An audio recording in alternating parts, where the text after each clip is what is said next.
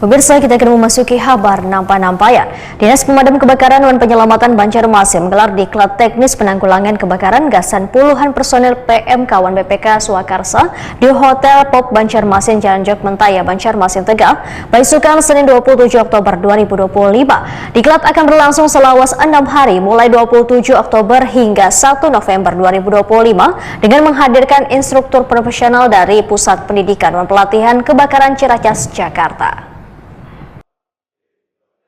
Dinas Pemadam Kebakaran dan Penyelamatan Banjarmasin menggelar diklat teknis penanggulangan kebakaran gasan puluhan personel PMK Wan BPK Swakarsa di Hotel Pop Banjarmasin, Jalan Jok Mentaya, Banjarmasin Tengah, Baisukan, Senin 27 Oktober 2025.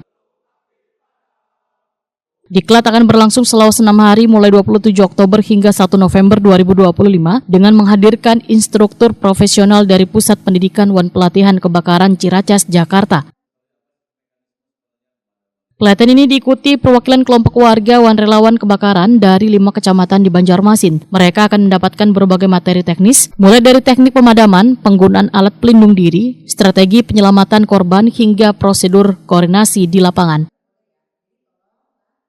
Dalam sambutannya, Wakil Wali Kota Banjarmasin Haji Ananda menyatakan peningkatan kompetensi gasan relawan wan personel kebakaran sangat penting untuk memastikan keselamatan diri maupun warga.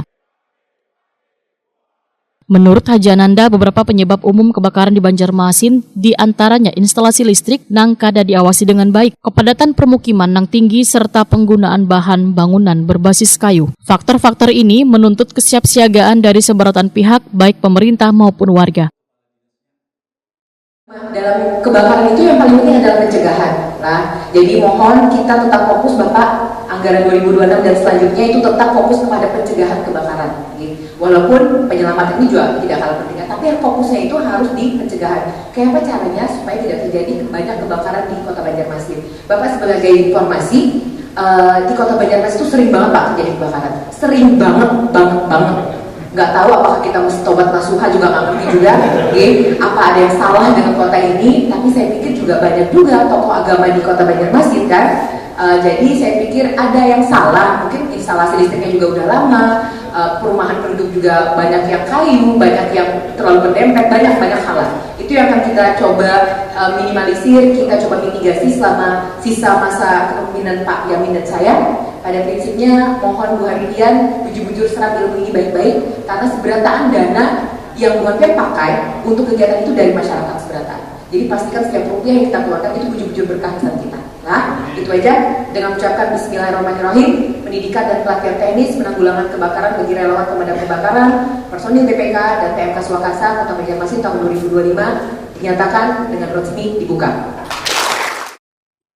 Kepala Disdam Karmat Banjarmasin Hendro menyatakan, kegiatan ini bagian dari upaya pemerintah kota untuk menciptakan personel PMK wan BPK Swakarsa nang tangguh, terampil, wan profesional. Sinergi antara lembaga wan relawan menjadi kunci dalam menghadapi situasi darurat di lapangan.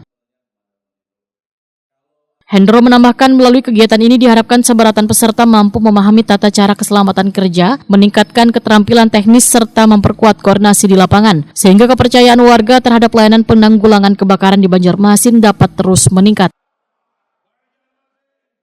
Karena imbas efisiensi tahun kena angkanya ini hilang gue dan online pada berulu karena di tiap tahun nih kerjakan mulai 2022, 2023, 2024, 2025. Jadi kita kami coba, karena termasuk yang di efisiensi, ya mudah-mudahan tahun kena kami tetap diberi angka ini untuk tetap melaksanakan diklat ini. Karena diklat ini sangat berpengaruh kepada kawan-kawan yang BPK PMK Swakarsa ini dalam penanganan kebakaran. Contohnya saja kemarin kan 2 orang meninggal, Bu. Nah, kami lihat di lokasi itu kan berselalu handal, bersandal, itu kan sudah tidak sesuai dengan SOP yang harusnya dikerjakan oleh seorang pemadam kebakaran. Jadi mudah dengan pelatihan ini dapat menularkan dari 9.000 anggota, 9.000 ya. Jadi kalau MK BPK-nya ini, kalau catatan kami itu, kalau ada kami itu adalah 350, kalau di belakang 450. Jadi ada yang tidak mendaftar lagi di EDAMK kami.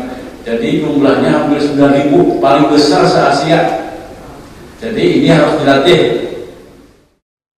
Setelah pelatihan, peserta juga akan mengikuti sesi simulasi kebakaran secara langsung untuk menguji kemampuan teknis wan kerjasama tim di lapangan.